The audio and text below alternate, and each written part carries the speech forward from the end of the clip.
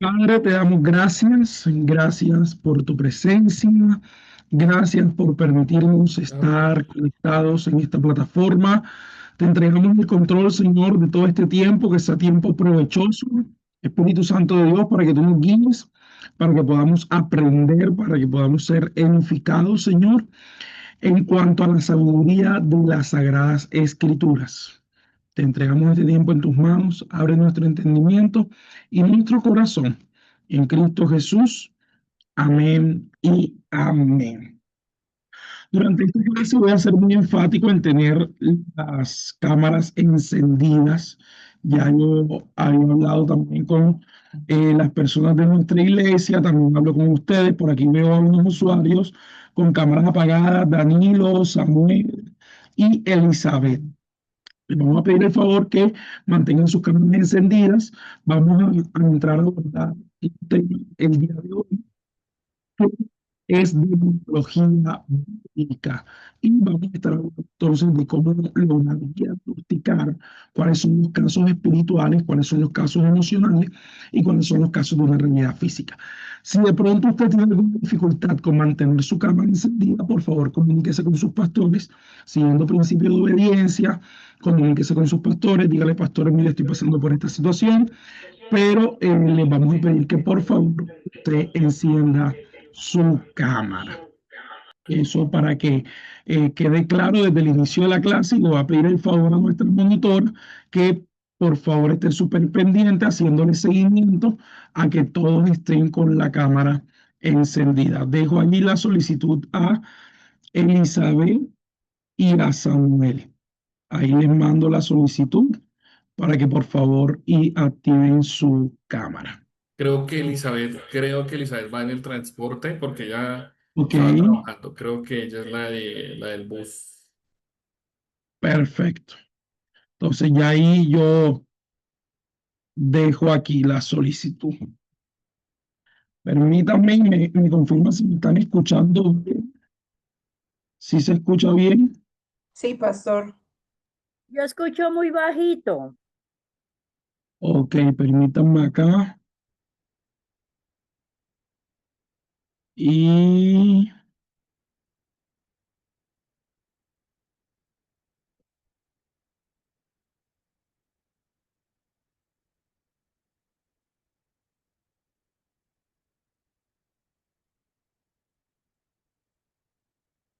ok, bueno, arrancamos entonces. Cualquier pregunta y vamos allí respondiendo. Sí, Elizabeth ya nos comentó que va en el transporte, ahí puso en el chat que iba en el transporte. Listo, entonces vamos a arrancar entonces con un cuadro que vimos en nuestro último encuentro, recordando un poquito conceptos: principados, potestades, gobernadores y huestes espirituales de maldad. Los principados, que son autoridades, autoridades sobre territorios, sobre regiones, físicos, territorios geográficos específicamente, donde traen una influencia cultural contraria al evangelio. Luego tenemos potestades, que son los que controlan instituciones, controlan sistemas, sistemas políticos, sistemas económicos, sistemas legales, incluso muchas veces religiosos. Y tenemos también gobernadores, que son los que controlan entonces las ideologías, los que controlan la forma de pensar, el pensamiento, encargados de todo el tema de ideologías, de pensamiento y demás. Y por último tenemos entonces la militancia, que tiene que ver con las huestes espirituales de maldad, que son esa parte operativa de los demonios, son esa parte que llega a hacer o a ejecutar las acciones de los demonios. Yo voy a dar a ustedes una tarea, unas tareas, y la primera de ellas fue el organigrama. Quisiera que alguien pueda compartir cómo estuvo ese organigrama, cómo lo identificó, cómo lo construyó, qué figura le hizo, que lo pudiera compartir con la clase junto con esas funciones que tiene. Y otra persona que nos dé las referencias del conflicto espiritual y otro que nos dé las referencias del conflicto espiritual en Hechos capítulo 19. Entonces, vamos a abrir los primeros comentarios y luego preguntamos. Si no hay voluntarios, entonces escogemos a alguien al azar. Alguien que quiera compartir su organigrama. ¿Cómo construyó ese organigrama de la jerarquía del reino de las tinieblas, que fueron los temas que abordamos en las primeras dos clases? A ver, no todos al tiempo. Perdón, pastor, es que no sé si todos se escuchan bien, porque yo no escucho bien. Ok, Se escucha no sé, como raro. Entrecortado, pastor. Sí, Se es- escucha un Yo no poquito estoy entrecortado. escuchando nada.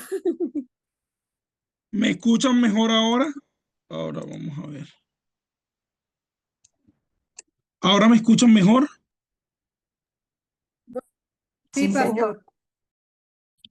Permítanme, si quieren me permiten un minuto y ya yo trato de conseguir otro tipo de micrófono y ya regreso. Permítanme un minuto. Mientras tanto, vamos preparándonos entonces para socializar. Permítanme un minuto, por favor. Entonces, vamos a socializar. ¿Quién inicia? ¿Quién nos comparte su organigrama? Hola, buenas noches, Buenas noches. pastor. Bueno, en realidad, creo que no logra verse porque pues utilicé un lapicero que no logra verse, pero pues sí lo puedo tal vez leer, sí, compartir. Perfecto, compártelo con nosotros.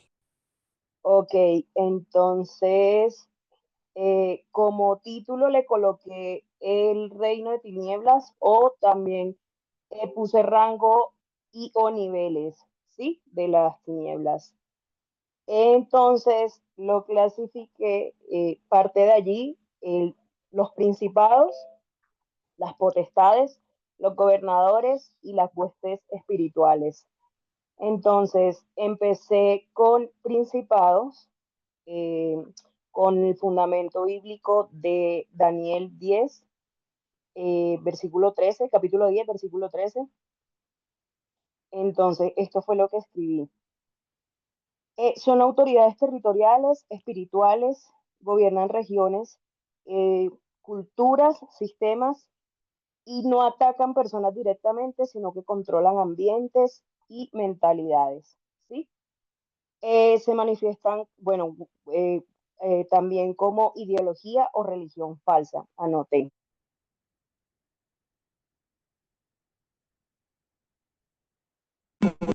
Y como coloqué que cuando tipo influencer o tipo profetas o hacen que hablan mucho como del amor propio o que quieren tal vez normalizar como el tema de la... ¿Sí me escuchan? ¿Sí?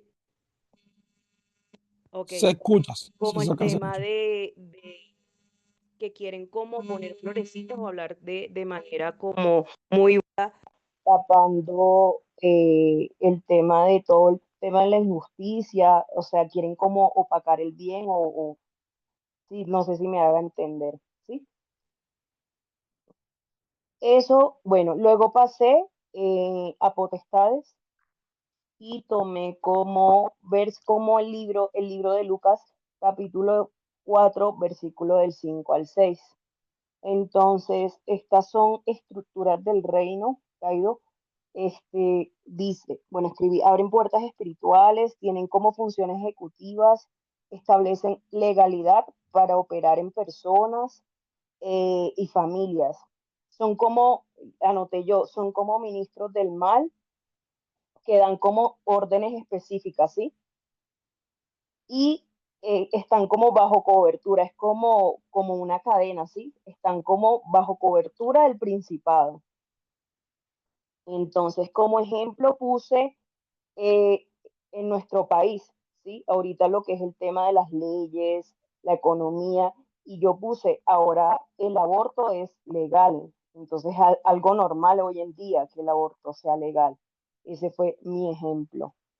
Luego pasé a gobernadores Bueno, clasifiqué gobernadores.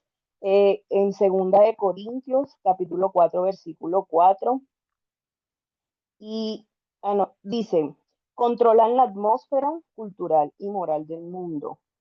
Entonces, manipulan la opinión pública y como ejemplo, bueno, toman personas influyentes, ¿no? Como los altos mandos, hasta los maestros, personas tan importantes que entonces llegan a tomar cierta influencia, ya sea en redes sociales, en, digamos, tipo, promueven como ese tipo de videos o hasta falsos, o se hacen pasar como falsos profetas, ¿sí? Ese fue como los ejemplos, hasta por la moda, ¿sí?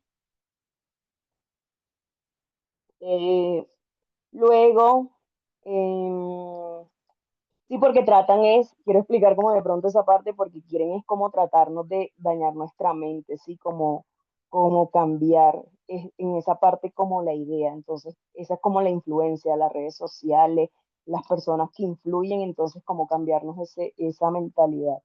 Y la última, las huestes espirituales, tomé el libro de Efesios, capítulo 6 versículo 12 o también el de Marcos, capítulo 5. Entonces, dice que se activan en ambientes donde no hay luz ni oración, o sea, operan a nivel personal, se mueven digamos, en las familias, como en los hogares, como atraer desesperación, contienda, discordia, pleito, eh, ansiedad, el tema de las emociones, como trabajar como con esas personas en el tema de las emociones.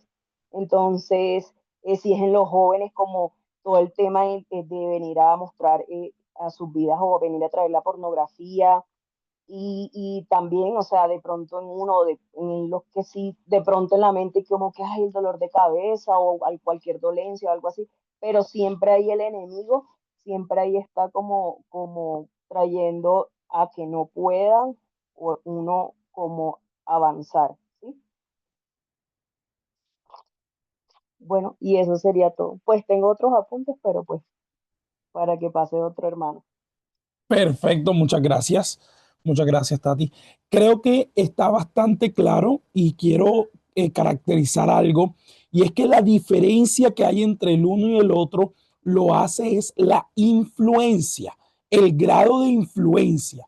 Es decir, las huestes influencian sobre personas, sobre familias, pero los gobernadores influencian sobre gente de autoridad, mientras que vamos a tener los principados que van a tener otro tipo de grado de influencia. Vamos a tener potestades que van a tener otro rango de influencia, que van a influenciar sobre sistemas completos, sobre grupos de personas completas. La diferencia que lo hace, el nivel de influencia que tenga ese espíritu inmundo. Y ahora vamos a hablar de los dos casos, Daniel 10 y Hechos 19. ¿Quién tiene Daniel 10? Ese combate espiritual.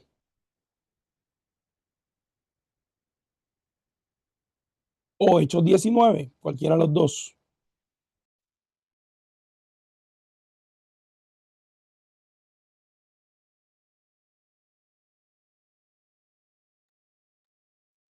Yo tengo Daniel 10. Listo, adelante. No sé si leo el capítulo o solo explico el análisis. Sí, explica la narrativa. Bueno, pues el análisis de este capítulo es que el Señor preparó el corazón de Daniel para recibir esta palabra, ¿sí? Que él había pedido y entre para recibir la respuesta del Señor, ¿sí? Daniel estaba esperando la respuesta del Señor, pero en medio de este conflicto es que el príncipe de Persia se metió ahí, entonces no dejaba que la respuesta del Señor a Daniel bajara, ¿sí? Y entonces en el versículo, se me perdió, el 13, digamos, cuando en ese versículo nos dice que estaba el príncipe de Persia y el príncipe Miguel, ¿sí? Que como lo quitó para poder que Daniel recibiera la respuesta. Más o menos ese es el conflicto. Ok, eso nos da luz de qué, de la guerra que se estaba presentando, pero yo quiero que nosotros notemos algo aquí importante y clave para este pasaje puntual en Daniel 10. Daniel no estaba orando por él. Daniel no estaba orando por su familia. Daniel, ¿por quién estaba orando y de quién recibe oposición? Daniel está en un momento donde recibe la visión que Dios le está dando a su pueblo. Si nosotros leemos en contexto, Daniel recibe una revelación, recibe una visión, y esa visión no estaba solamente relacionada con él, estaba relacionada con todo un pueblo. Y Daniel dice en la Biblia que se afligió, entró en oración, y la respuesta a ese tiempo de oración por todo su pueblo recibió oposición. ¿De quién? De un principado. De un principado que tenía un rango de autoridad. ¿Sobre quiénes tienen rango de autoridad los principados? Sobre los pueblos. Entonces, ¿a qué hago referencia con esto? A que también el objetivo de mi oración me va a dar también a mí el nivel de guerra que voy a tener. No es lo mismo yo pelear por mí, que yo pelear por mí y por mi familia, que yo pelear por mi barrio, que yo pelear por mi territorio, por mi ciudad, que yo pelear por mi región, que yo pelear por mi país entero. La guerra espiritual que se estaba enfrentando en ese momento era una guerra por el pueblo entero, porque eso era el objeto. El objeto de oración en ese momento no era la vida de Daniel solamente, sino era la vida del pueblo entero. Por lo que la oposición tenía que venir de alguien de autoridad sobre los pueblos. ¿Sí me estoy haciendo entender? Por eso se presenta un principado y no una potestad. ¿O por qué no se presentó un gobernador de las tinieblas? Porque el rango de guerra era a nivel de naciones enteras. Hechos capítulo 19. ¿Quién nos hace el análisis?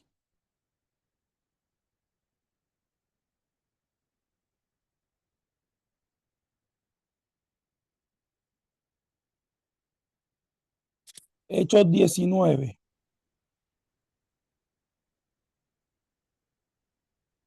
Aquí tengo un micrófono abierto de Edgar. Si quieres, adelante, Edgar.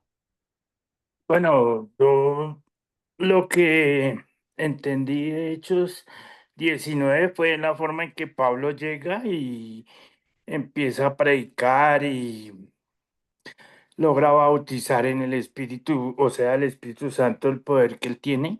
Y lo que me queda así como reflexión es la forma en que pretendían unas personas atacar unos espíritus, pero no teniendo la propiedad ni la seguridad ni el conocimiento, el cual quedan como se diría en cierta forma como en ridículo, ¿no? Y que todo esto lleva a que se cree una confusión a nivel general. Ok. Es como la idea. Perfecto. De hecho, 19 rescato dos cosas. Número uno, el fracaso del exorcismo de los exorcistas judíos. Recuerden ustedes que los hijos de Seba intentan expulsar los demonios, pero los demonios lo que hacen es que saltan sobre ellos y dicen, yo conozco a Jesús, yo conozco a Pablo, pero yo no sé quién tú eres. Es decir, ellos no tenían legalidad para expulsar a un espíritu inmundo. Ellos no tenían legalidad para echar fuera a un demonio. Entonces, me habla a mí de lo que estábamos hablando en la última clase, y es la integridad que yo debo tener al momento de hacer una guerra espiritual para expulsar un espíritu inmundo fuera.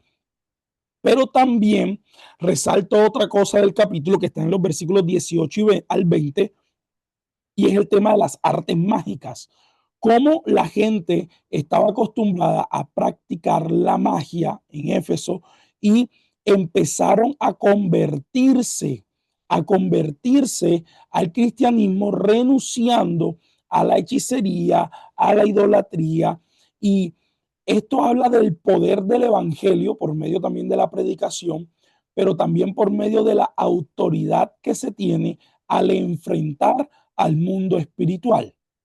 Entonces, esas dos cosas resalto de este conflicto espiritual, que Éfeso era una ciudad gobernada por las tinieblas, ya lo habíamos leído antes.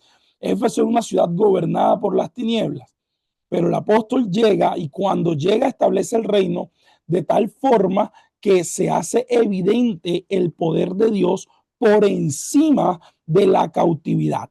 Y eso quiero resaltarlo porque nosotros debemos ser efectivos al momento de hacer guerra espiritual, de tal forma que se haga evidente el poder de Dios por encima del poder de las tinieblas.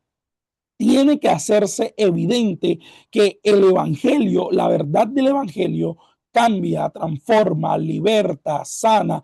Eso tiene que hacerse evidente a los ojos de las personas. No puede ser simplemente una vana predicación, sino que tiene que haber un testimonio evidente a los ojos, que es lo que resalto de este capítulo, y es que toda la ciudad realmente empezó a vivir ese efecto.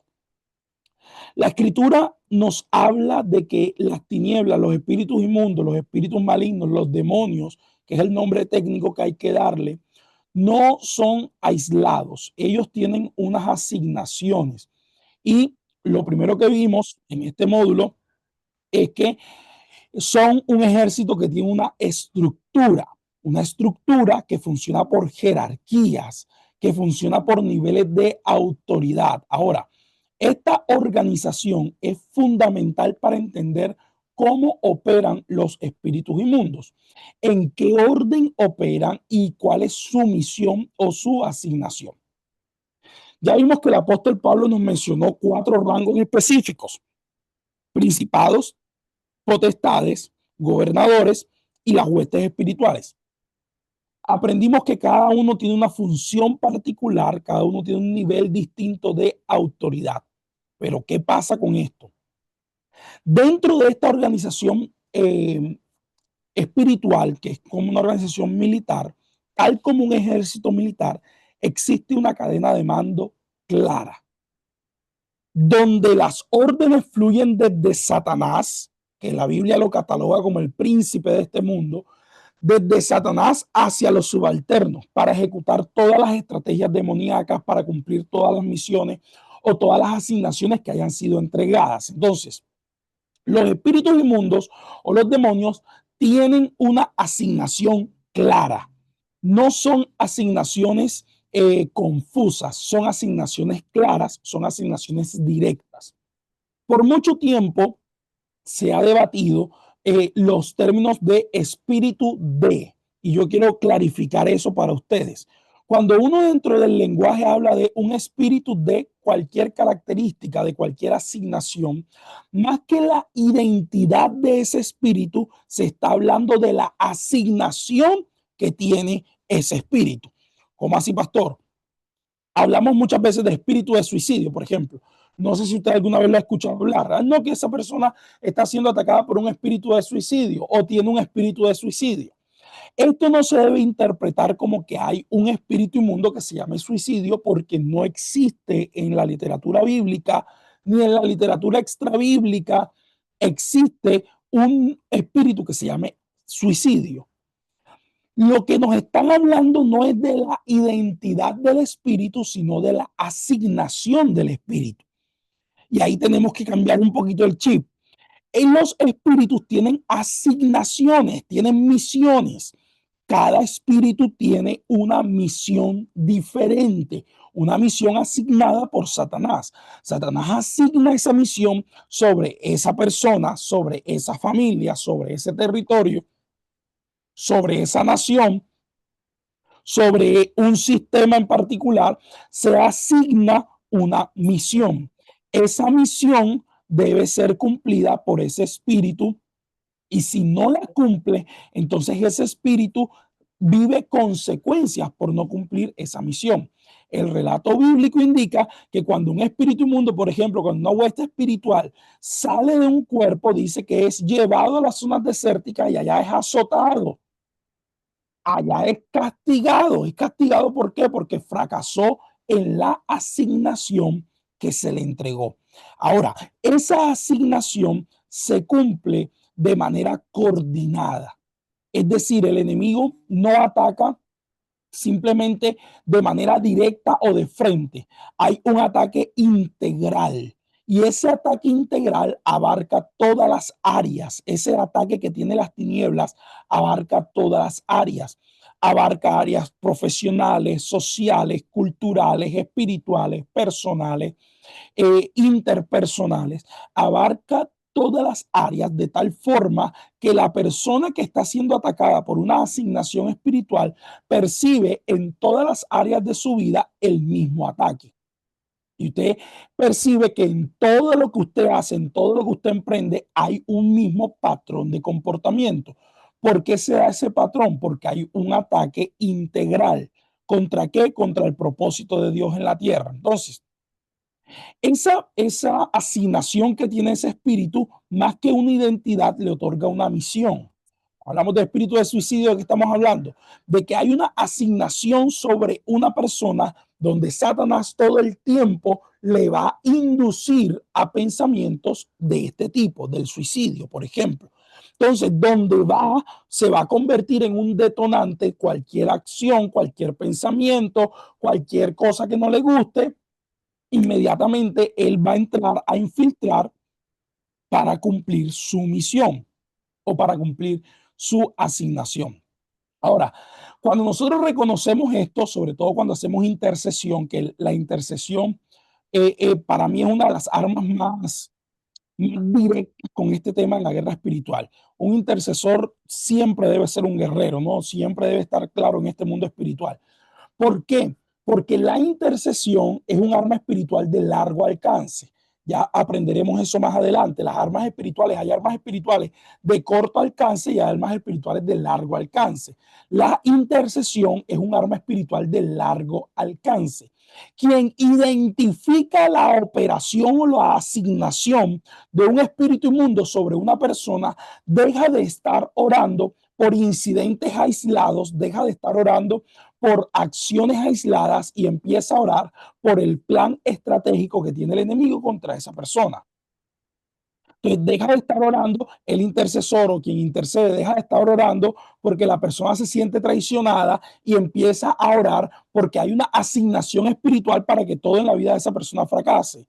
Entonces hablamos de espíritus de destrucción, no porque haya un espíritu que se llame destrucción, vuelvo a insistir, sino porque hay una asignación para que todo lo que hay en esa persona fracase. Entonces quien viene a nosotros me dice, no me funcionó el matrimonio, no me funcionó la carrera profesional, pero nosotros como estamos identificando, ojo, estamos identificando que en la guerra espiritual hay una asignación demoníaca para que no, el problema no es la universidad, el problema no es el matrimonio, el problema no es la familia, el problema no es el trabajo, es que estamos identificando que hay una asignación espiritual de destrucción sobre esa persona, entonces cambia completamente la forma de hacer la guerra espiritual. No sé si me hago entender. Por eso necesitamos reconocer cómo funciona y cómo está organizado el reino de las tinieblas. Porque cuando usted lo reconoce, cuando usted lo identifica, va a ser más efectivo al momento de hacer guerra espiritual. Porque ya usted sabe que no va a orar por eventos, va a orar porque hay un plan estratégico del enemigo. Y como usted ya lo identificó, entonces lo va a poder confrontar de manera más efectiva. Tengo la mano levantada de Ingrid y Dana. Pastor, qué pena. Yo sé que de pronto no es el tiempo de preguntas, pero bueno, porque digamos que, bueno, el pastor dice que no hay, digamos, el espíritu de suicidio, sino es una asignación, digamos, a una persona. Digamos, en el caso de que uno ya identifique, ¿sí? Digamos ahí en ese caso, ¿cómo sería las palabras correctas, si se puede decir un ejemplo, para reprenderlo? Porque si nosotros sabemos que es un espíritu, es un espíritu asignado de suicidio a una persona, lo común que uno dice, reprendemos el espíritu de suicidio. ¿Eso es correcto o incorrecto? Lo que, más que algo correcto o incorrecto, lo que quiero que identifiquen es la intención de la frase. ¿Sí me van a entender? O sea, ¿por qué? Porque en la guerra espiritual, como esto es un mundo que no se ve, tenemos que estar claros en lo que hacemos. Porque si nosotros reprendemos creyendo que vamos a sacar un espíritu que se llama suicidio, entonces ese espíritu, ellos no son omnipresentes como Dios. Ese espíritu que se llama suicidio no puede estar atacando a ninguna otra persona en el mundo. Pero la pregunta es, ¿cuántas personas son atacadas por pensamientos suicidas en el mundo? Son muchísimas. Quiere decir que no es una sola identidad espiritual la que carga con eso, sino es una asignación que hay sobre esa hueste espiritual de maldad. En este caso, hablándolo en términos bíblicos, hay una hueste espiritual de maldad que tiene una asignación sobre esa persona que es ministrar, influenciar, traer pensamientos suicidas sobre esa persona. Ese es el término técnico. Ahora, en la parte operativa, pastor, en la parte operativa, si usted lo reprende como espíritu de suicidio, pues obviamente se va a ir porque usted lo está reprendiendo. Pero si queremos ser más efectivos en identificar y expulsar, creo que un término más correcto son espíritus que ministran o espíritus que vienen a influenciar la mente o hablar de espíritu porque es el término bíblico o huestes espirituales de maldad como usted lo quiera ver, pero que cumplen una misión. Recordemos que ellos más que una identidad cumplen una misión. ¿Quiénes tienen identidad? Los principados. Los principados tienen identidad. Los gobernadores y las potestades, más que todas las potestades tienen identidad. Algunos gobernadores tienen identidad. Podemos hablar de identidades espirituales, pero las huestes espirituales de maldad simplemente son los soldados rasos. Ellos cumplen órdenes. Lo que se les mande a hacer, ellos lo hacen. Por eso carecen de una identidad en cuanto a su misión en el mundo. Usted va a encontrar los príncipes de la literatura sobre los príncipes del infierno, que está Asmodeo, está Lilith, que son espíritus que gobiernan, son principados que tienen una identidad clara, pero Belcebú también. Pero en el caso de las huestes espirituales de maldad, ellos más que identidad tienen asignaciones. Entonces, cuando yo reprendo por la asignación o por el plan que se le entregó para que lo cumpliera, soy más efectivo. Sin embargo, no descarto o no digo que esté mal reprender un espíritu de. Simplemente que en el término técnico, en la parte literal, vamos a encontrar una dificultad si interpretamos el de como identidad y no como asignación. Ese de, espíritu de, debe interpretarse como asignación y no como identidad. Simplemente es eso. ¿Está clara la respuesta? Gracias, pastor. Sí, señor. Listo. Lida Serrano tiene la mano levantada. Gracias, pastor. Una pregunta. Digamos, cuando yo hacía la estructura jerárquica, pues yo entendía que iba un tema como global, local, y terminábamos en esas huestes que, como bien lo explica el pastor, tienen más una asignación hacia la persona. Entonces, mi pregunta es, ¿esas asignaciones mantienen, digamos, esa estructura jerárquica? Es decir, que salen de principados, potestades, gobernadores y llegan a esa asignación de la persona a través de la hueste. ¿Es de esa manera? Sí, claro. Ok. La orden viene de arriba, ¿no? ¿Cómo funciona el ejército en Colombia? Así, imagínense que esto es como funciona el ejército.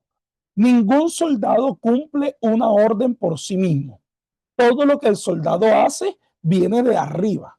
Es lo mismo. Comanda Satanás y pasa por principados, pasa por potestades, pasa por gobernadores y llega a las huestes espirituales de maldad. ¿Ya? Entonces, las huestes espirituales de maldad controlan personas, Pero mientras que los gobernadores ya empiezan a controlar culturas enteras, formas de pensar, las potestades empiezan a gobernar los sistemas y los principados los territorios enteros.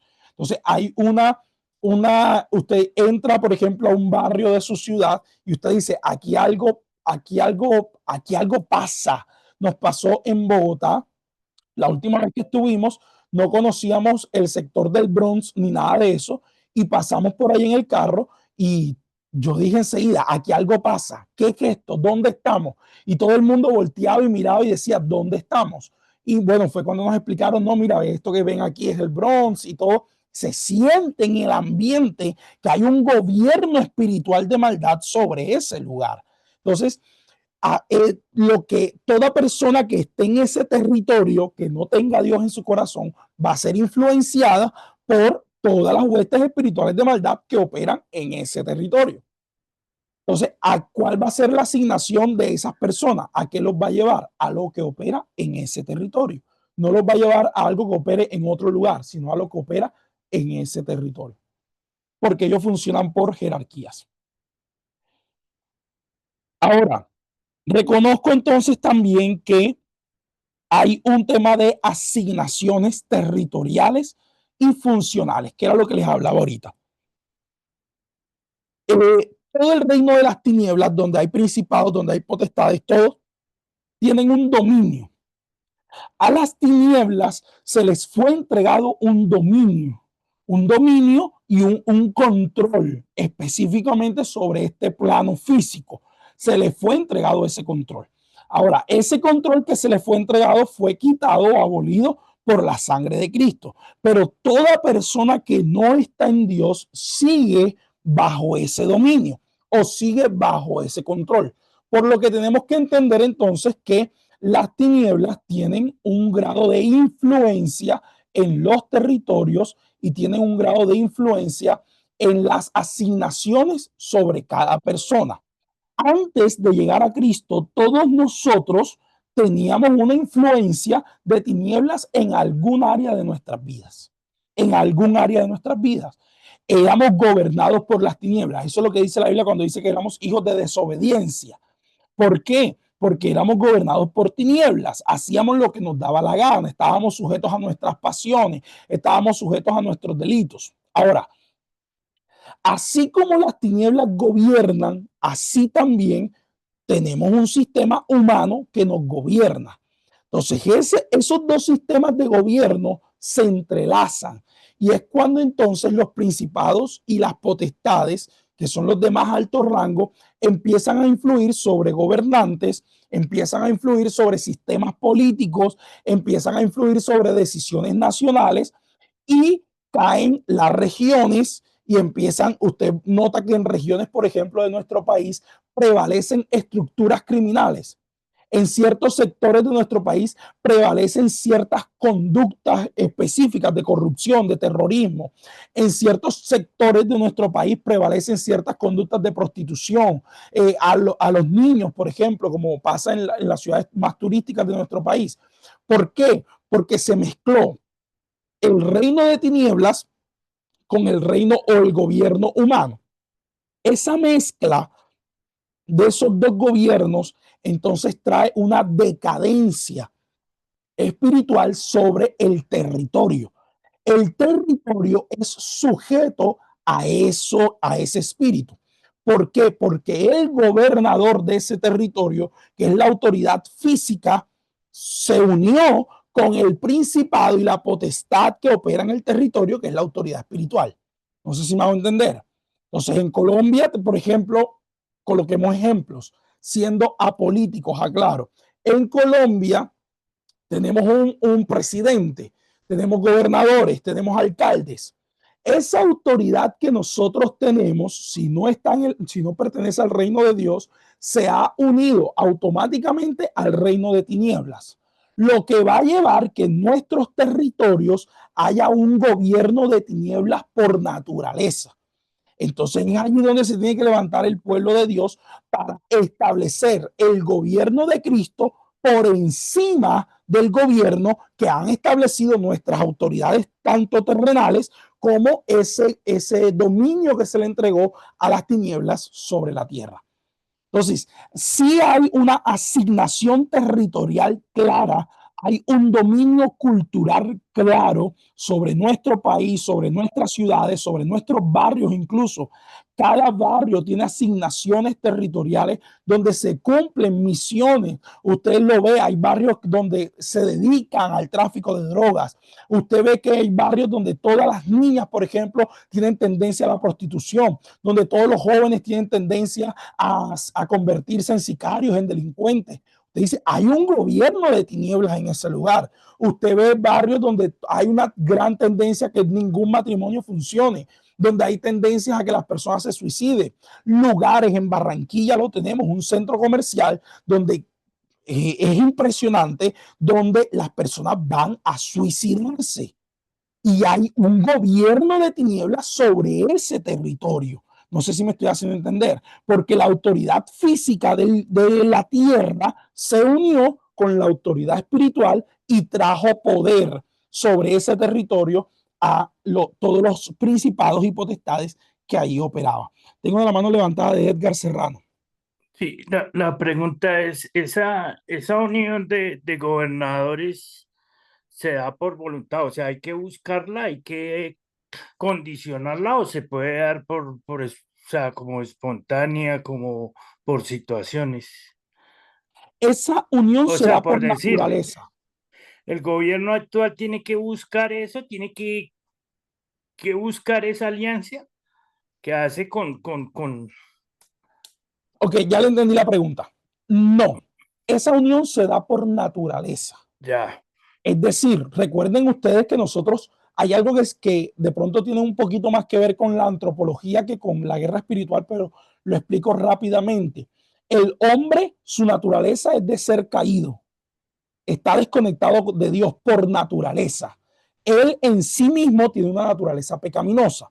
Entonces, toda persona que no tenga a Dios está conectado automáticamente con el reino de tinieblas.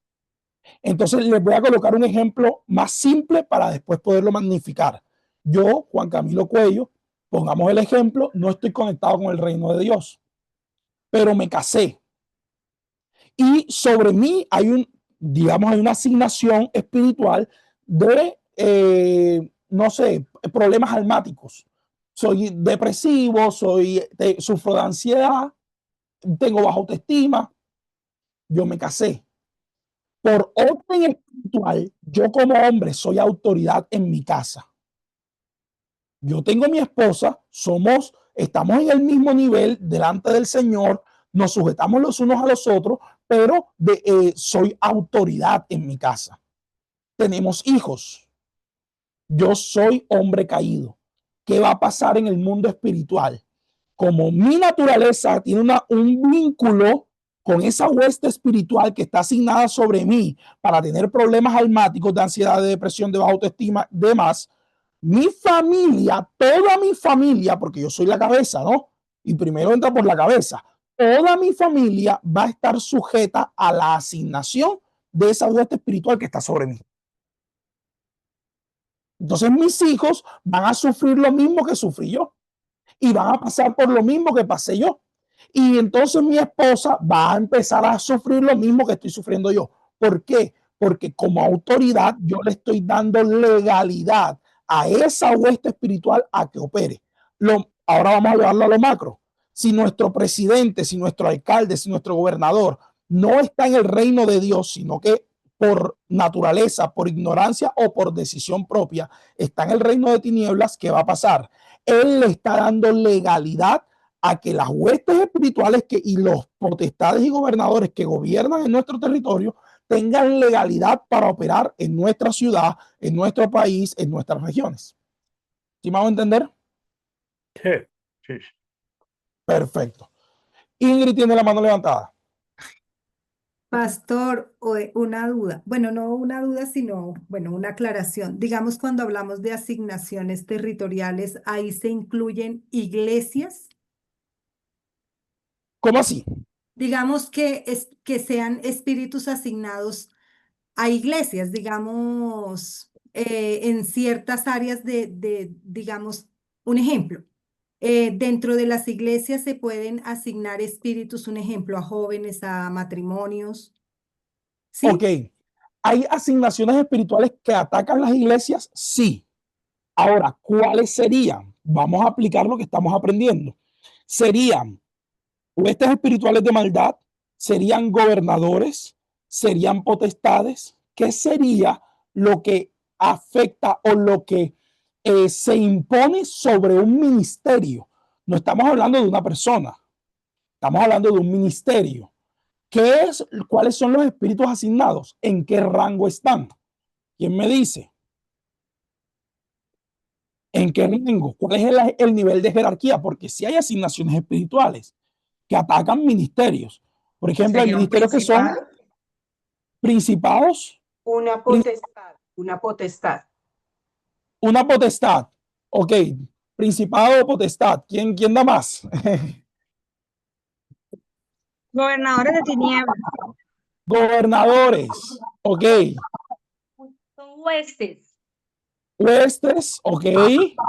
Aquí tenemos cuatro estudiantes. ¿Cómo hacemos? No pueden, Los no pueden ser, gobernadores, los gobernadores, ser porque dicen que huestes. lo alejan al ser humano de Dios. Los gobernadores. gobernadores que alejan al ser humano de Dios. Recuerden, fácil de identificar cómo, pastor.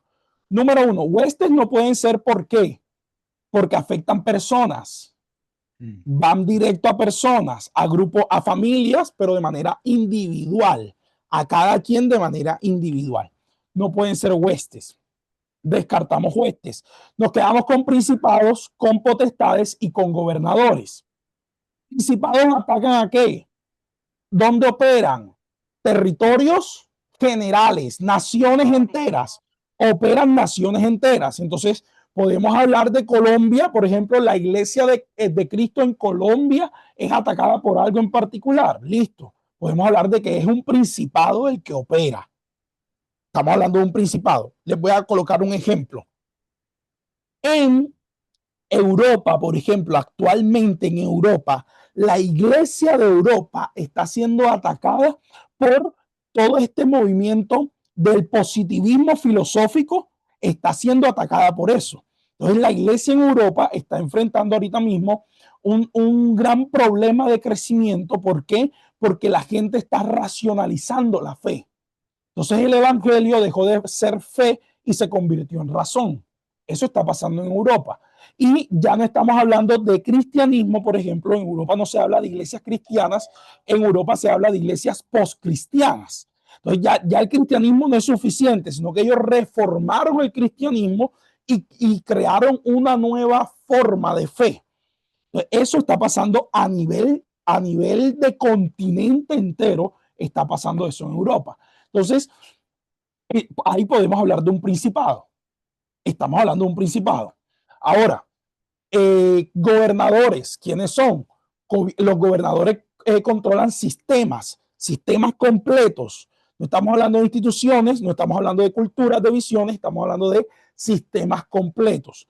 Y luego aparecen entonces, esas son las potestades, y luego aparecen los gobernadores. ¿Quiénes son los gobernadores, pastor? Los gobernadores, recuerden que trabajan formas de pensar, pensamiento. Los gobernadores trabajan ideologías. Aquí les presento nuevamente la tablita. Los gobernadores trabajan dominio ideológico. Entonces, podemos hablar de que si hay una asignación espiritual sobre un ministerio, tiene que ser un gobernador.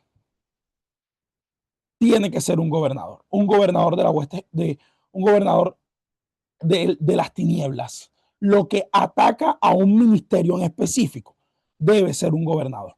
Ahora, interesante algo. A los gobernadores también se les identifica muchas veces, y eso lo vamos a hablar más adelante, también se les identifica con una expresión, hombre fuerte. ¿Han escuchado ustedes hablar de eso? Del famosísimo hombre fuerte. Pastor, ¿por qué se habla de un hombre fuerte? ¿Qué es el hombre fuerte? El hombre fuerte es una estructura ideológica arraigada. Por ejemplo, cuando luchamos contra los espíritus que han gobernado en las personas que son ateas, por ejemplo, en las personas que reniegan de Dios, en las personas que son agnósticas, hay un hombre fuerte que está operando sobre esa persona. Hay una influencia de un gobernador que está operando sobre esa persona, porque estamos hablando de ideologías como tal. ¿Sí estamos claros? ¿Respondí la pregunta? Sí, pastor, gracias. Perfecto. Lida tiene la mano levantada. Gracias, pastor, excúseme. Digamos, mirando esa identidad que tienen los principados, las potestades y los gobernadores, esa identidad sale de la palabra de Dios, es decir, de lo que se movía. Por ejemplo, creo que había un principado que era el príncipe de Persia y tenía unas características especiales que las veíamos ahí. Entonces, mi pregunta es, ¿esa identidad que el pastor nos menciona es soportada bíblicamente desde lo que se movía en el Antiguo y en el Nuevo Testamento, pastor? Sí. Ahora, la idea de la clase de hoy, yo sé que no vamos a alcanzar, pero la idea es dar todo el fundamento bíblico. Ahorita le voy a soltar muchísimas citas bíblicas de todo esto que estamos hablando. Por supuesto que sí. Ahora, también tengo que ser claro en esto, y es que la demoniología está limitada en la escritura. Es decir, como fue un tema muy sensible, gran parte de los libros del canon bíblico tocan el tema de manera muy superficial. Sin embargo, podemos revisar por cultura y por tradición religiosa que evidentemente se creía en todas estas situaciones. Y ahora vamos a hablar de lo que fue el periodo intertestamentario, vamos a hablar de lo que son los escritos hallados en las cuevas de Qumran, de cómo entonces estos grupos empezaban y creían realmente, los esenios, por ejemplo, creían en todas estas manifestaciones espirituales y cómo se veía en el contexto bíblico, para que entendamos por qué cuando Jesús ministraba liberación, por ejemplo, el endemoniado de Gadara, por ejemplo, ¿por qué vivía en el cementerio? ¿Por qué el endemoniado de Gadara la gente lo puso a vivir en el cementerio? Porque él vivía en el cementerio y no vivía por decisión propia. Eso tenía una razón de ser. En el contexto es que nosotros podemos entenderlo. Entonces, como es un tema muy sujeto más a una tradición religiosa, muchas veces si no conocemos el contexto decimos, ah, no, la Biblia no dice eso. La Biblia no lo menciona. Pero cuando uno conoce el contexto de cómo los judíos estaban interpretando esos textos que hablan sobre todo este tema espiritual, entonces se nos va a facilitar mucho más el entendimiento de esto. Ahora, quiero especificar algo y ser puntual en algo. No solamente la guerra espiritual es en un territorio físico, sino también en un territorio imperceptible. Por ejemplo, las ideas son territorios imperceptibles. Las religiones son territorios imperceptibles. Las tradiciones son territorios imperceptibles. Los movimientos sociales van moldeando la mentalidad. Y la mentalidad no es un territorio físico solamente. No sé si me va a entender. Entonces, hay asignación territorial, pero no solamente la podemos interpretar como un territorio físico, sino que también la tenemos que interpretar como esos territorios que no son físicos, pero que también el enemigo empieza a gobernar, empieza a tomar control. Ahora, frente a esto, ¿cómo funciona la intercesión? Y yo lo vinculo mucho con la intercesión porque fue como la visión que tuvimos al inicio de todo este espacio bonito que se está dando. Y es que la intercesión no busca derribar inmediatamente esto. Y ojo, quiero ser claro en esto. La intercesión efectiva no es la que derriba. La intercesión efectiva es la que antes de derribar identifica. Identifico, confronto y derribo. Ese es el paso. El paso no es entrar yo a derribar, porque si yo entro a derribar, me voy a convertir en una persona que tiene los ojos vendados y que le está dando puños al aire. Lo que yo entro a hacer en una guerra espiritual no es derribar. Lo que yo entro a hacer es identificar primero. Yo primero tengo que identificar, luego que identifico, confronto y luego que confronto, entonces derribo, rompo, quebranto, expulso, reprendo, cancelo, lo que tenga que hacer porque ya lo identifiqué. ¿Ya? ¿Por qué? No todas las influencias demoníacas se expulsan. Hay muchas cosas que uno corta, por ejemplo. Hay vínculos emocionales. Los vínculos emocionales usted no los reprende. Cuando una persona, por ejemplo, está atada almáticamente a otra, usted eso no lo puede reprender, porque eso no hay nada que reprender allí. Usted no tiene nada que expulsar allí. Y hay una batalla espiritual, sí. Les cuento un pequeño testimonio ya para irnos al receso. Hace algún tiempo, una persona vino a mí en consejería porque tenía sueños con una ex, por ejemplo, y los sueños eran tormentosos y se convirtió en un patrón espiritual. Yo le decía, no, ya llegamos a la conclusión, por medio de las consejerías, de la oración y de todo, que esa persona que él veía en sus sueños no era su ex. Esa persona era un espíritu, o eso que él veía, era un espíritu que había tomado la forma y la apariencia de su ex. Pero ¿qué pasaba? Que él tenía un vínculo almático con su ex. Su ex practicaba brujería y cuando terminaron lo amenazó y le dijo que él se iba a arrepentir toda la vida y que nunca la iba a poder olvidar. Y encontramos la raíz. Ahora, eso que estaba pasando en sus sueños, eso no se puede reprender. ¿Por qué no se puede reprender, pastor? Porque él no habita ahí. Yo no puedo reprender lo que no vive. ¿Cómo lo voy a echar si él no vive ahí? Él no habita en ese cuerpo. Él simplemente viene por medio de un vínculo emocional y se va. Entonces él tiene un camino de venida y un camino de ida. ¿Yo qué tengo que hacer? Yo tengo que cortar ese camino. Yo tengo que cortar ese vínculo espiritual que existe. Entonces por eso nosotros no entramos a derribar. Porque siempre que hablamos de guerra espiritual, no, todo el mundo cree que uno entra a echar el demonio fuera. Y no, se entra a identificar qué es lo que está operando. Luego que identifico, confronto eso con la luz de la palabra y luego sí derribo lo que tenga que derribar y opero entonces en el reino de Dios. Con esto nos vamos a receso, 10 minuticos, regresamos a las 8:15. Si hay preguntas, las vamos dejando en el chat para no perder, digamos, el tiempo tanto en participar y en abrir micrófonos, sino que si ya están en el chat, yo enseguida regreso entonces a responderlas. Entonces, si hay preguntas, dudas, inquietudes, dejémoslas ahí en el chat y al regresar vamos respondiendo. Nos vemos aquí nuevamente 8:15 de la noche. Listo, regresamos.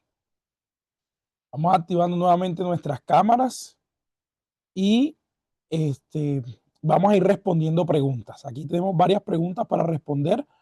Vamos a ir respondiendo preguntas. La primera dice, ¿cómo hablamos de que todos los espíritus no se pueden reprender? Ok, los espíritus incubos y sucubos se reprenden, depende del caso. Explico. ¿Qué es reprender algo? Ojo, reprender tiene varios sentidos. No es un solo sentido. Reprender tiene varios sentidos. Pero el sentido que más usamos del reprender es que cese o que pare esa influencia, ¿no? Que cese en el nombre de Jesús esa influencia. Reprender y echar fuera no es lo mismo. Son dos cosas diferentes. Cuando reprendemos al espíritu inmundo, le decimos que lo reprendemos y en el nombre de Jesús lo echamos fuera. Estamos diciendo que cese esa acción que él está ejecutando o esa influencia que él está ejecutando sobre esa persona. Ahora, ¿por qué digo que depende del caso? Los espíritus incubos y sucubos, a pesar de que no tienen, digamos, un texto bíblico en el cual nosotros lo podamos fundamentar, en la tradición judeocristiana, sobre todo en la época medieval, se empezó a interpretar, más que todo fue por los escritos apócrifos, que se empezó a interpretar que había unas identidades espirituales que trabajaban toda la parte de la inmoralidad sexual. Y dentro de esas identidades se identificaron los espíritus incubos y sucubos. Los incubos, que tienen identidad masculina, que se acuestan con las mujeres, y los sucubos, que tienen identidad femenina y se acuestan con los hombres. Mientras ellos duermen, tienen esta particularidad que aparecen es en los sueños, ¿no? ¿Qué pasa con esto?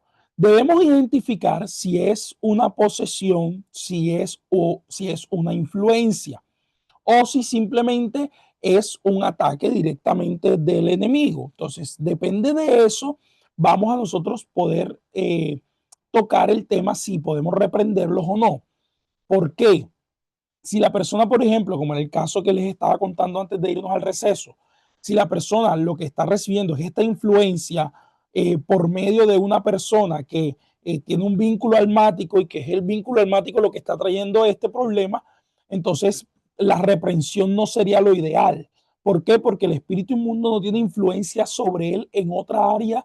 No, él solamente aparece en la noche, le roba la paz y se va. Durante el día no hay ningún tipo de influencia, no hay ningún tipo de cambio, no es una persona que está sujeta a conductas sexuales, no podemos hablar de ningún tipo de trastorno, que ahora vamos a hablar un poquito de eso, no podemos hablar de ningún cambio de conducta, no, simplemente ahí es un momento específico, por lo que es un momento específico, entendemos que hay un ataque espiritual, pero que tiene una influencia almática, porque en su alma hay ataduras que permiten que esos espíritus lleguen y ataquen.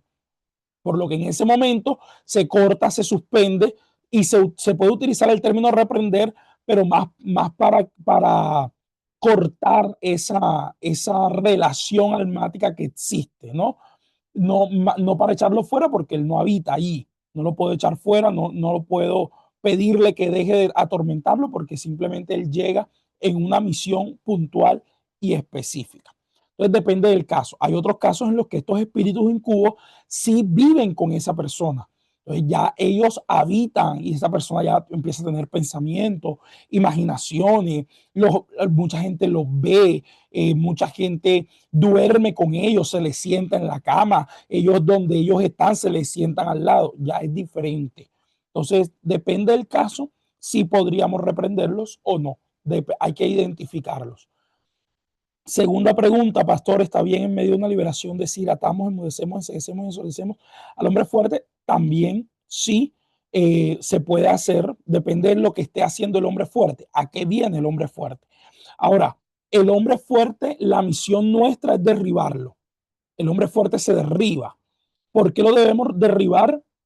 Porque él se ha establecido como una ideología que gobierna desde la mente a las personas. Entonces el hombre fuerte empieza a gobernarse él, pero también gobierna otras mentes. Él tiene poder, el hombre fuerte opera bajo un espíritu de dominio y control. Entonces el espíritu de dominio y control hay que derribarlo, ¿ya? Ahora, si está, digamos, hablando, porque muchas veces en los momentos de liberación, los espíritus empiezan a hablar, sí, uno lo manda a callar, porque no tiene por qué estar ahí vociferando cosas que no se le han dado permiso para hacerlo, ¿ya? Ahora, depende también de qué objetivo tengamos. Es decir, el hombre fuerte es una identidad clara que yo tengo que tener presente y tengo que saber quién es, en quién está operando. El hombre fuerte opera en personas. ¿En quién está operando? ¿A quién está influenciando ese hombre fuerte? El hombre fuerte opera en una forma de pensar de alguien. Entonces, como es una forma de pensar, ese hombre fuerte se busca derribarlo y opera por lo general en influencia a varias personas. Entonces, si podemos enmudecerlo para que no tenga dominio, control sobre las personas, pero no debe hacerse al aire. Hay que identificarlo primero. Es decir, no puede ser una declaración, aunque es una declaración válida, no puede ser una declaración al aire, sino que tenemos que identificar si verdaderamente está operando, porque si no, estamos dando golpes al aire sin sentido.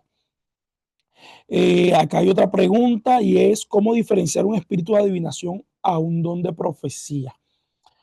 Hay muchas formas de identificarlo, pero yo les voy a dar de pronto la más simple de todas o la más sencilla, pero la más contundente en el reino de Dios y es el carácter de la persona. Lo que me da fe a mí de que hay un espíritu de adivinación o un don de profecía es el carácter de la persona. Una persona que te habla de parte de Dios, pero que no se sujeta a sus pastores, tenle miedo, porque eso no es un don de profecía, eso es un espíritu de adivinación lo que está operando ahí. Una persona que tiene sueños, que tiene visiones, pero que no se sujeta a nadie, eso no es don de profecía, eso es un espíritu de adivinación. El carácter es lo que nos certifica a nosotros la diferencia entre un espíritu de profecía, un don de profecía y un espíritu de adivinación. El carácter de esa persona, el testimonio que tiene esa persona, el fruto que me da esa persona.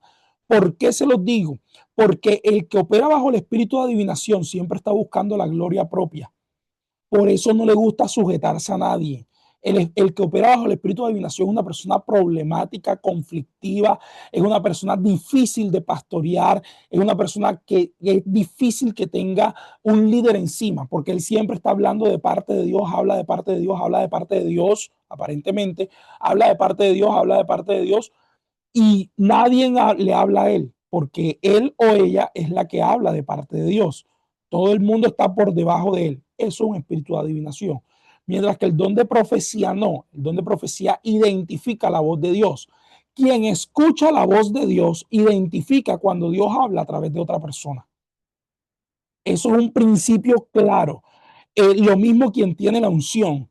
Quien tiene la unción identifica, la unción del Espíritu identifica quién la porta. Cuando tú tienes la unción del Espíritu Santo, identifica fácilmente quién también la porta. Pero cuando tú estás operando bajo influencia demoníaca, es muy difícil. Es muy, muy difícil que eso pase. Otra pregunta que tenemos por acá es, bueno, luego que se identifica la jerarquía, ¿podemos reprender derribando todo gobernador de las tinieblas que está operando? Sí, se pueden reprender, se corta la operación del gobernador de las tinieblas en X ciudad, país, modelo, sistema. Por ejemplo, ahorita nuestro sistema político está bajo un gobierno de tinieblas. ¿Por qué? Ahora les voy a enseñar eso, porque hemos entregado, nuestros líderes han entregado, recuerden lo que hablábamos ahorita de esa interferencia de gobiernos, han entregado nuestro país a las tinieblas. Han entregado nuestro país a las tinieblas. Así que eso es fundamental. Sí se puede hacer, pero luego de que uno lo identifica. Luego de que uno lo identifica, sí se puede hacer. Les voy a colocar un ejemplo. Hace algunos años atrás, el Espíritu de Dios a mí me habló y me dio una instrucción específica sobre no escuchar los discursos de X político. ¿Y por qué el Señor me mandó a no escuchar los discursos de X político? Porque me dijo, sobre él opera un espíritu que seduce con sus palabras, confunde, enreda con sus palabras. Y si lo sigues escuchando, vas a creer lo que él dice. Y corté todo discurso político, toda red social que me hable de ese político en específico, no lo veo, no lo leo, no lo escucho, no me interesa, aunque es una persona de influencia sobre el país, pero opera un gobernador en Colombia, está operando un gobernador de tinieblas por medio del discurso.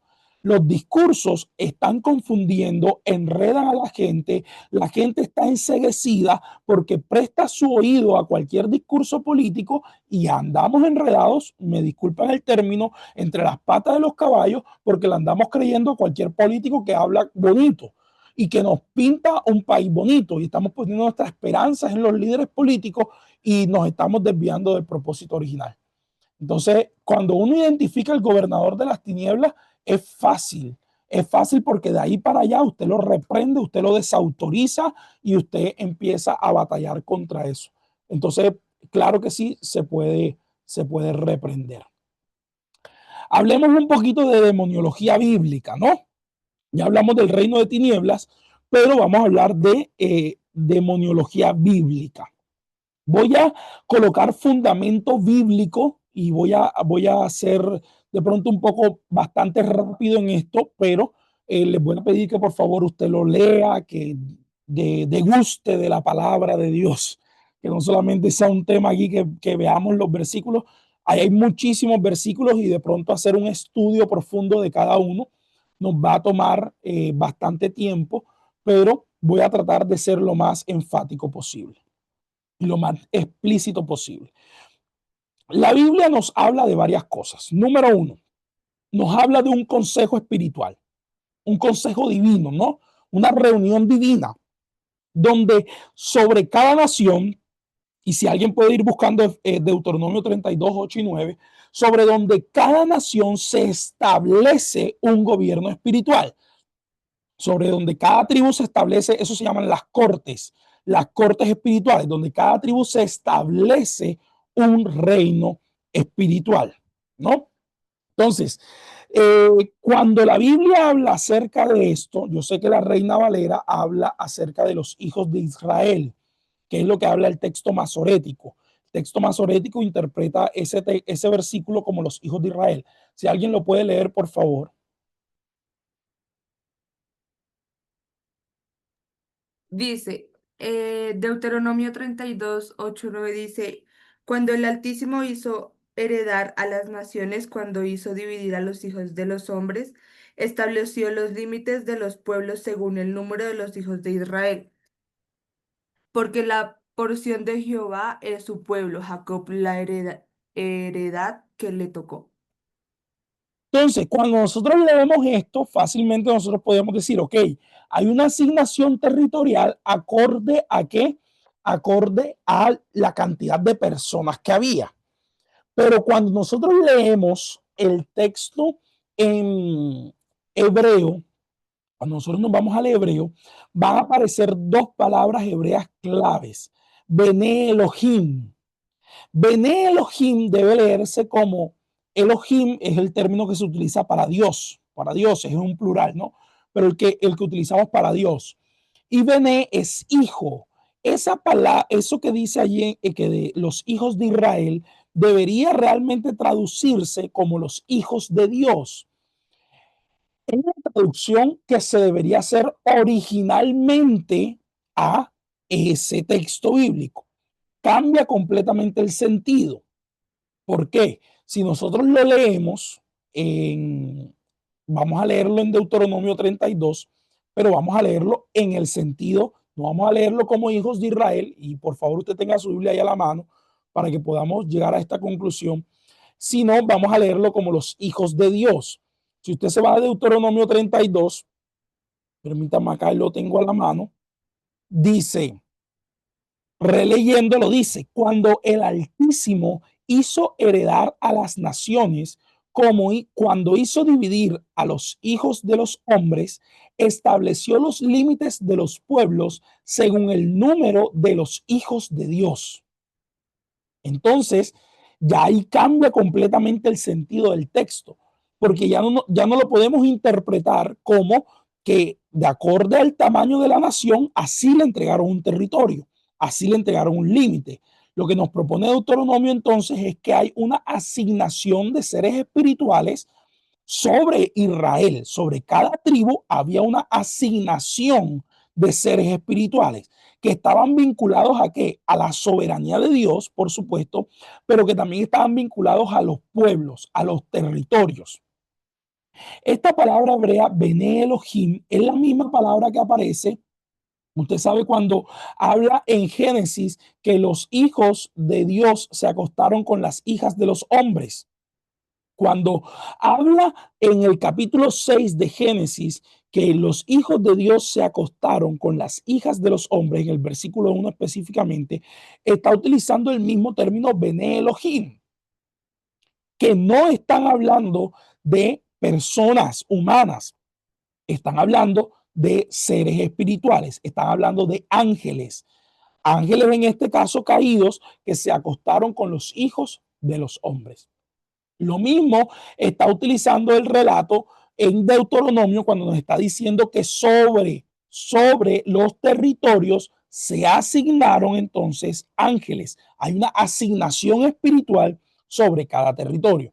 El reino de tinieblas, que todo lo imita, no crea nada nuevo, sino que todo lo imita, también hace una asignación espiritual. Vamos a leer Salmo 82 que dice, Dios está en la reunión de los dioses, en medio de los dioses juzga. ¿Hasta cuándo juzgaréis injustamente y aceptaréis las personas de los impíos? Defended al débil y al huérfano, haced justicia al afligido y al menesteroso. Liberad al afligido y al necesitado, liberadlo de las manos de los impíos. No saben, no entienden, andan en tinieblas, tiemblan todos los cimientos de la tierra. Yo dije, vosotros sois dioses y todos vosotros hijos del Altísimo, pero como hombres moriréis y como cualquiera de los príncipes caeréis. Levántate, oh Dios, juzga la tierra, porque tú heredarás todas las naciones. Recalcando entonces el salmista en la idea de que sobre cada nación hay una asignación espiritual, tanto una asignación espiritual sobre las naciones de parte de Dios como una asignación espiritual sobre las naciones por parte de las tinieblas. Entonces, queda el pueblo de Israel, de todas las naciones que se reparten en la tierra, queda el pueblo de Israel como esa porción de Dios, ¿no? Dios delegó esa administración a los seres celestiales, a los ángeles, sobre su pueblo. Entonces, cada territorio del pueblo de Israel era gobernado o estaba bajo la influencia de Dios. En el Salmo 82 que acabamos de leer, dice: Elohim, Dios, está en medio de la asamblea de los dioses.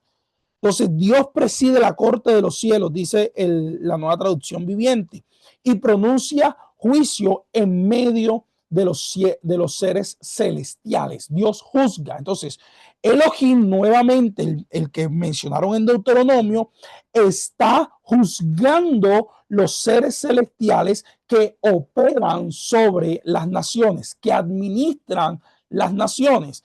Y esa administración, entonces, dice el salmista, proclama el salmista entonces una estructura forense donde se empieza a imputar los cargos, se empiezan a imputar las sentencias sobre quienes están en ese juicio espiritual, y se les empieza a decir a esos seres espirituales: hagan justicia a los pobres, al huérfano, defiendan los derechos de los oprimidos. Se les empieza a imputar una serie de cargos a estos seres espirituales que están asignados sobre las naciones.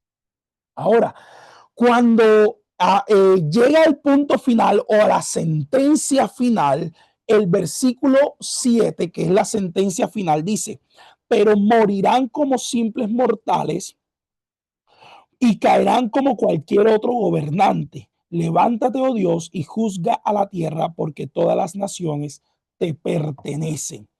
Entonces, morirán como hombres, es que se les quita esa soberanía angelical, ese despojo de esa soberanía que se le había asignado sobre esa tierra, se les será quitada, porque el Señor va a juzgar la tierra. Y él, cuando habla de juicio, también está hablando de enderezar las estructuras de la tierra que están mal.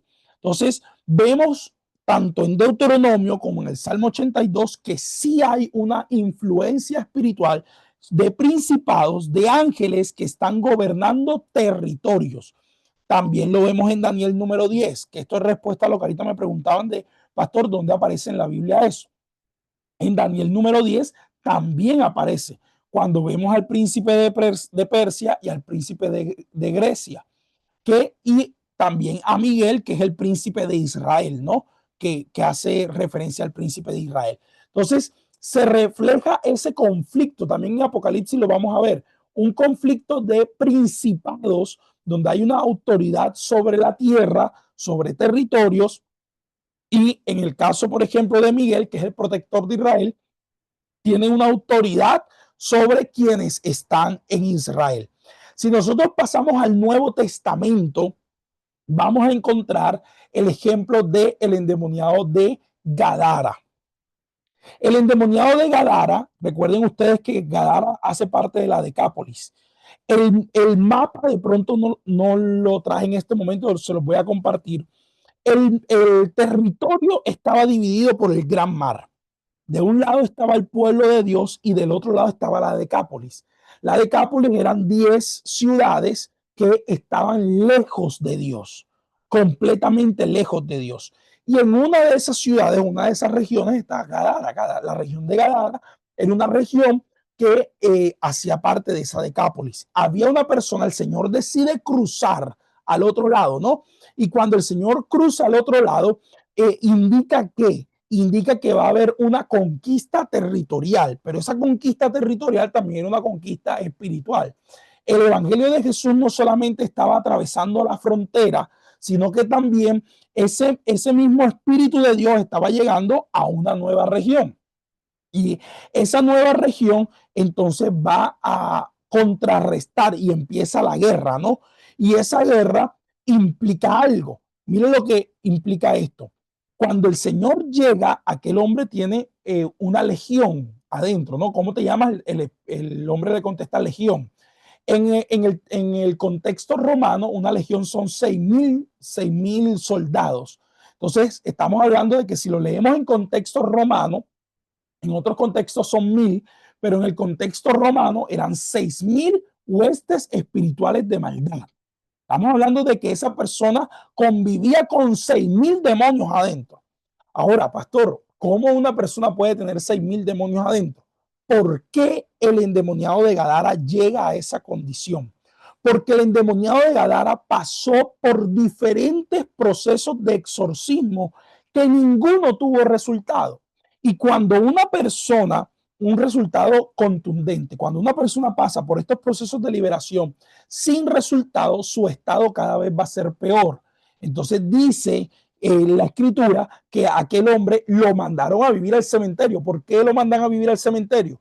Porque la creencia es que el cementerio, la creencia que existía en ese momento en la tradición, es que el cementerio es el lugar donde habitaban o gobernaban los espíritus inmundos. Los demonios habitaban en el cementerio. Entonces ellos lo mandan a vivir al cementerio, lo apresan con cadenas, con grilletes, pero él se soltaba. Porque tal era la cantidad de demonios que aquel hombre tenía adentro que él tenía fuerza extraordinaria. Ahora miren, recuerden esto y miren esto. Aquel hombre le dice a Jesús, mira, mándame a los cerdos. Había una súplica por no salir de esa región. Si él él no les pide que no los expulse, sino que los manda a los cerdos. ¿Por qué? Porque hay un gobierno territorial también.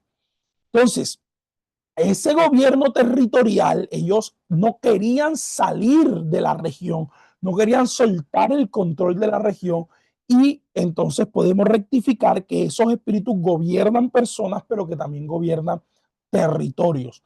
Cuando este endemoniado es libre, luego en el capítulo 5 del Evangelio de Marcos, versículo 20, perdón, capítulo 1, versículo 20, capítulo 5, versículo 20, perdón, vamos a encontrar que entonces el Evangelio empieza a llegar a todo lugar de la región de Gadara. Se rompe entonces ese límite territorial donde las tinieblas habían llegado. ¿Por qué? Porque se estableció entonces una liberación efectiva. Esto es lo que yo llamo una liberación efectiva. ¿Por qué? Porque se identificó, el Señor no echó fuera cualquier cosa, Él identificó lo que iba a echar fuera y luego lo confrontó. Tenemos la evidencia bíblica explícita que está en Efesios 6:12, que ya se la hemos leído, que son los principados, que el archiai, el exousai, el cosmoscratores, que son los gobernadores, y el neumatica poneiras, que son las huestes espirituales de maldad o las fuerzas espirituales de maldad. Entonces, nos habla la escritura también en Colosenses, que en Colosenses capítulo 2, versículo 8, de ciertas estructuras del mundo, ¿no? Hay unos elementos, unos espíritus del mundo que pertenecen al mundo. Vamos a leer Colosenses capítulo 2, versículo 8, y si alguien puede leer el versículo 15.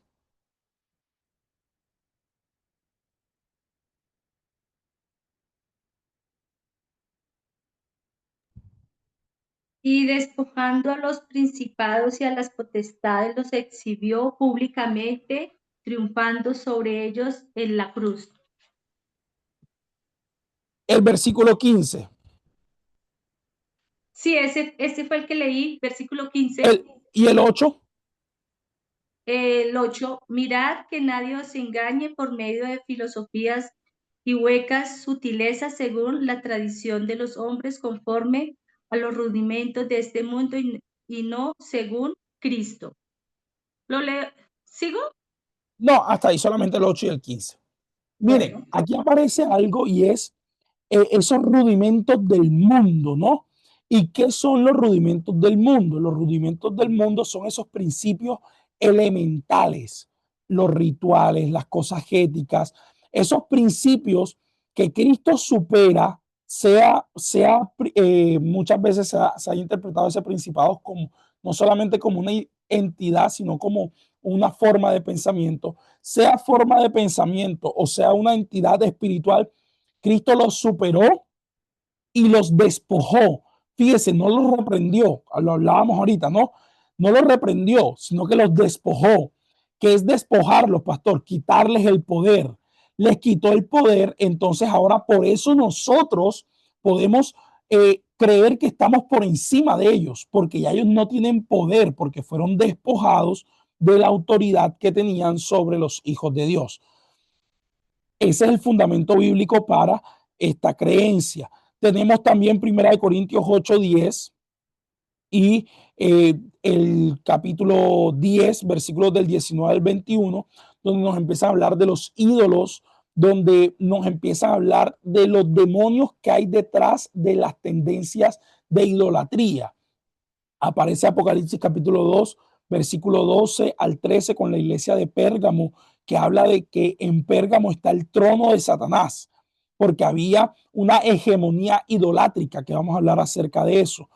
Había hegemonía idolátrica y allí estaba ubicado el trono de Satanás. Era el epicentro del culto imperial, de la idolatría. Había un gran altar en ese lugar, había un gran templo porque había toda una idolatría alrededor de eso. Si usted se lee, por ejemplo, Apocalipsis capítulo 2 y 3, nos vamos a dar cuenta que por territorios habían presiones espirituales que cada quien vivía. Si usted hay espíritus de Jezabel, hay diferentes espíritus que están atacando esos territorios o esas iglesias en general, en temas territoriales, ¿no?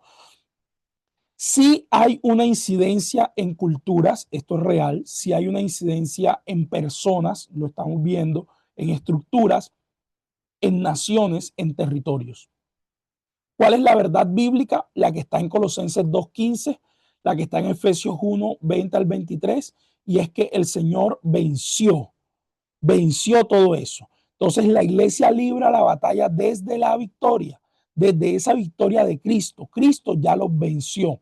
Y como Cristo ya los venció, entonces nosotros peleamos desde esa victoria de Cristo. Ellos no tienen poder, no tienen arte ni parte en nosotros. Ahora, niveles de operación. Los espíritus operan en 3 niveles: el personal, el comunitario y el estructural.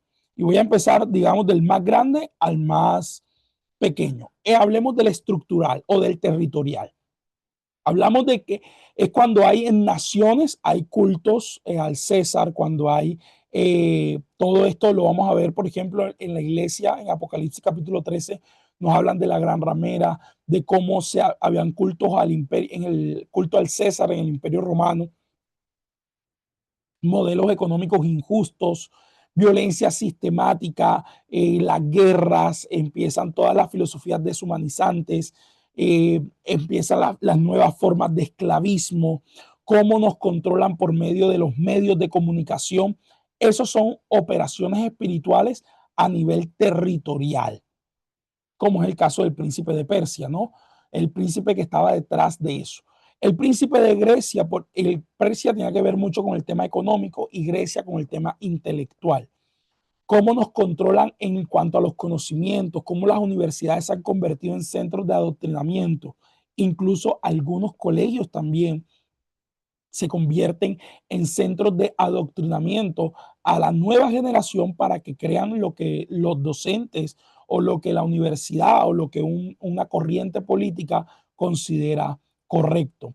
Esas son operaciones a nivel estructural, a nivel territorial, donde hay perversión, donde hay modelos económicos injustos, donde hay una tendencia clara hacia la pobreza, hacia la violencia y demás. Hablemos de el nivel comunitario. ¿Cuál es el nivel comunitario o esa operación a nivel comunitario o familiar? Patrones pecaminosos, adicciones, pecados repetitivos. Hay temas generacionales. Éxodo 25 habla claramente de esa visitación de maldades de generación en generación. ¿Qué es esto, pastor? Estos patrones repetitivos, como yo lo decía, si yo soy autoridad sobre mis hijos, los espíritus con los que yo batallo, si yo no los corto, si yo no los aniquilo, ellos también van a tener que batallar con eso. O sea, lo que yo no destruya, y se los voy a poner así para quienes tienen hijos, lo que yo no destruya, mis hijos van a batallar, o para quienes quieren tenerlo. Lo que yo no acabe, mis hijos van a tener que batallar con eso. Lo que yo no gobierne, mis hijos van a tener que batallar con eso. Entonces, mi generación completa va a estar sujeta al gobierno de espíritus si yo no batallo contra eso. Por eso hay que confrontarlo y hay que batallarlo. Eso no se puede dejar en el aire. Pastor, lo que pasa es que yo tuve problemas de pornografía. Eso hay que batallarlo. Eso no se puede quedar en el aire. Porque si yo tengo esa tendencia a la inmoralidad sexual, hay un patrón repetitivo. Entonces mis hijos van a estar expuestos a eso. ¿Por qué? Porque ya hay un espíritu asignado sobre mí y como yo soy autoridad de mis hijos, inmediatamente va a pasar a ellos. Pastor, a mí ninguna relación me funciona y tengo hijos ahora, tengo que revisarlo. Porque si no batallo contra esos espíritus que están influenciando esa área, entonces van a empezar los patrones repetitivos. Casos en la Biblia de patrones repetitivos pecaminosos vamos a encontrar. Abraham cometió pecado, Isaac cometió pecado, Jacob cometió pecado y los mismos, mentira, engaño, traición, los mismos pecados porque hay un patrón repetitivo. Eso es un patrón repetitivo. Desorden familiar. Hay pecados, temas de desorden familiar. Abraham lo tuvo, Jacob lo tuvo, Isaac lo tuvo, Jacob lo tuvo. Hay un patrón repetitivo. ¿Qué más? Las prácticas religiosas que se mezclan con engaño, cuando en las iglesias a nivel eclesial la iglesia se empieza a pervertir, también es una influencia a nivel comunitario o a nivel familiar. Ejemplo de eso, Segundo de Reyes 17, del 29 al 34. Ahí les dejo el ejemplo. Jueces también, capítulo 2, del 11 al 13. Esa idolatría constante que tenía el pueblo de Israel. Esos son patrones repetitivos. Y por último, que de pronto es el que más nosotros conocemos, el que más identificamos, es el a nivel personal. En este tema a nivel personal yo se los enseñaba, hay diferentes operaciones. Está la tentación, que la tentación no es opresión, perdón, no es posesión, no es control, sino una seducción, es como un acercamiento, ¿no? La tentación son esas acechanzas, ¿no? Que están allí dando vueltas, que están ahí expuestas para nosotros. Génesis 3 lo vemos, Mateo 4 también lo vemos, la tentación de las tinieblas, ¿no? Cómo se exponen ante nosotros, cómo nos provoca. Luego está la opresión, que lo identificamos como un ataque, ¿no? Ese ataque que viene de afuera, ese ataque que es una carga persistente. Acuérdense de la mujer encorvada en Lucas.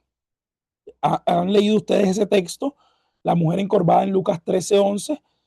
Hay una carga externa persistente, es una opresión persistente. Y luego ya tenemos entonces la posesión. La posesión entonces ya implica manifestaciones psicológicas, manifestaciones físicas, manifestaciones espirituales, como el caso de Marcos 5 con el endemoniado gadareno. La pregunta más frecuente que me realizan cuando hablo de esto es, pastor, ¿cómo yo identifico cuál es la diferencia entre estas tres? Es decir, ¿cómo yo saber si estoy en una tentación, si estoy en una opresión o si estoy en una posesión? En la tentación hay autonomía, siempre hay autonomía. En la opresión hay autonomía, pero hay un grado de dificultad. mientras que en la posesión no hay autonomía. Es decir, en la tentación yo tengo autonomía para decidir si quiero o no quiero, si voy o no voy. Tengo todavía un nivel de autonomía. Estoy siendo tentado en algo, pero tengo autonomía. En la opresión del enemigo, tengo autonomía, pero me cuesta demasiado. Es algo que de verdad me está golpeando fuertemente. Es algo que me está afectando, que no me ha gobernado, pero que me está afectando. Y por último está la posesión. La posesión entonces es cuando ya yo no tengo autonomía sobre eso. No tengo capacidad de decirle no a eso. Ya estoy enceguecido. Ya el espíritu inmundo me gobierna. Entonces, en la opresión hay una influencia demoníaca, sí, hay una influencia demoníaca, pero no hay posesión. Quiere decir que simplemente el espíritu llega, afecta y sale, o cumple su misión, cumple su objetivo y sale. Mientras que en la posesión sí hay un hábitat de ese espíritu inmundo en la persona. Hasta este momento, preguntas, dudas, inquietudes.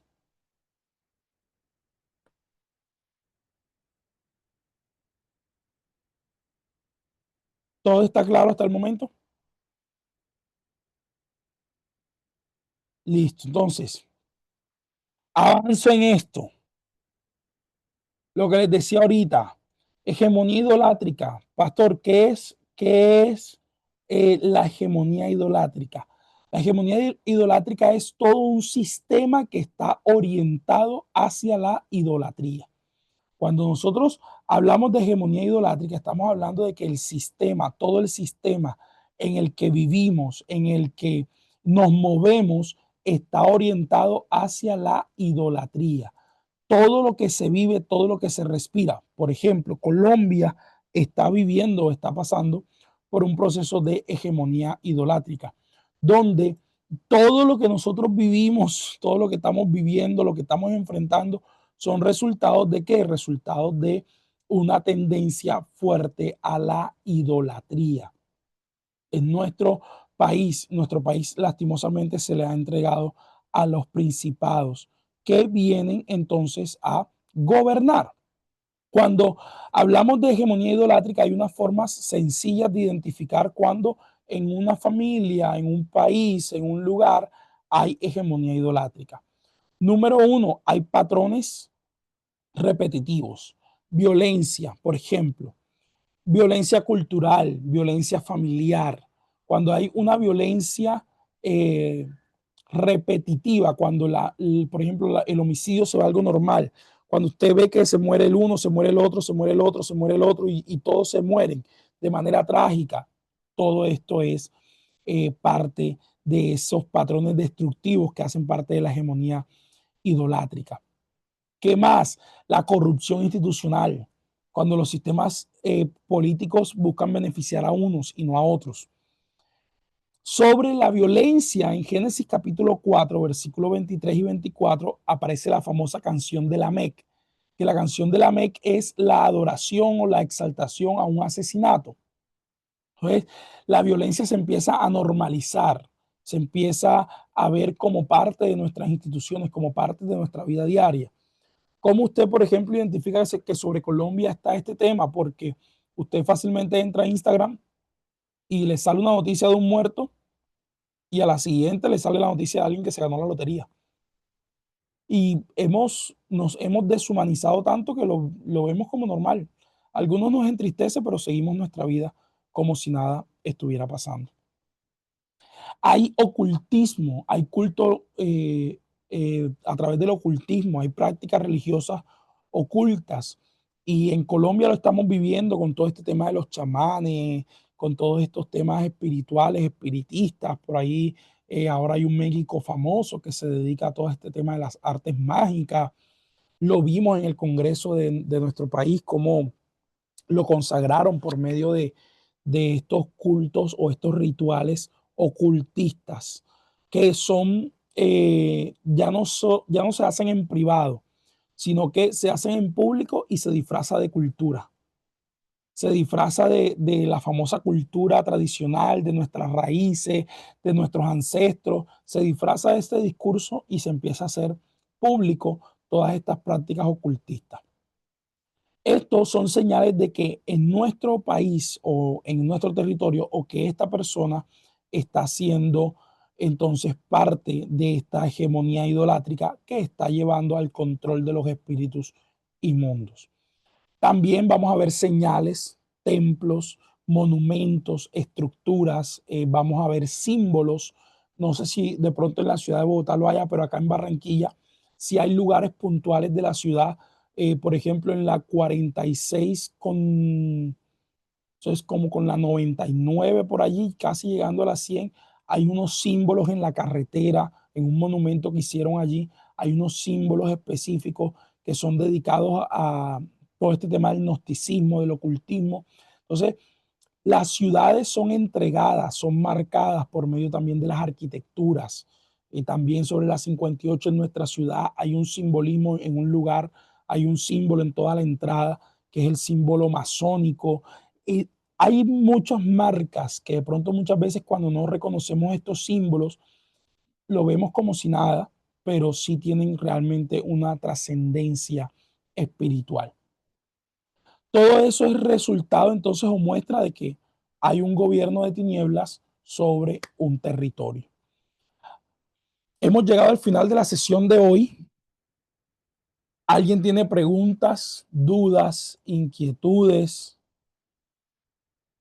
En Bogotá, en el Centro de la Memoria donde se trajo los huesos, completamente. Eso es un lugar, claro, completamente. Eso es un lugar que está dedicado a eso, a esa consagración espiritual. Es un ejemplo de hegemonía idolátrica. Estamos en tiempos donde nuestro país se le ha entregado a espíritus inmundos que gobiernan. Eso es cierto. El Centro de Memoria de Bogotá, no recordaba el ejemplo, pero sí, eso es un gran ejemplo sobre este tema de la arquitectura. ¿Qué debemos cuidarnos nosotros? La correlación no implica causalidad. Por ejemplo, que un territorio sufra violencia o que sufra pobreza no significa automáticamente que hay una maldición demoníaca. No, que esté relacionado no quiere decir que sea por eso específicamente. Hay que identificar. El discernimiento es clave en esto. Siempre la Biblia debe ser el marco sobre el cual se sujete todo, no las experiencias subjetivas, no las lecturas interpretativas de la realidad, no. La escritura siempre va a ser el fundamento. El discernimiento es clave. ¿Por qué? Porque el discernimiento nos da luz, pero el discernimiento comunitario con nuestra iglesia, con nuestros pastores, nos va a traer confirmación. Entonces necesitamos muchas veces probar los espíritus. Recuerden lo que dice primera de Juan 4, que debemos probar los espíritus. Entonces necesitamos orientación de nuestros pastores, necesitamos orientación de personas experimentadas en el tema que nos guíen para ello. Y también debemos evitar ver demonios en todos lados, ¿no? Eso también. Jesús reconocía lo demoníaco, por supuesto, pero no reducía toda la explicación del mal a lo demoníaco. Es decir, vamos a encontrar, por ejemplo, en Santiago que nos dicen que cada uno es tentado conforme a la concupiscencia y es atraído y seducido. Quiere decir entonces que no toda práctica de pecado es demoníaca. Hay prácticas de pecado que corresponden al alma, a la concupiscencia, a la debilidad del alma. Entonces tampoco podemos caer en el error de ver demonios en todos lados. Hay que ser muy cuidadosos con esto. Pero sí, evidentemente no podemos negar que sí hay una influencia demoníaca por medio de esta hegemonía idolátrica que ha dado gobierno en la tierra a estos seres espirituales de maldad. ¿Alguien tiene alguna pregunta, dudas, inquietudes?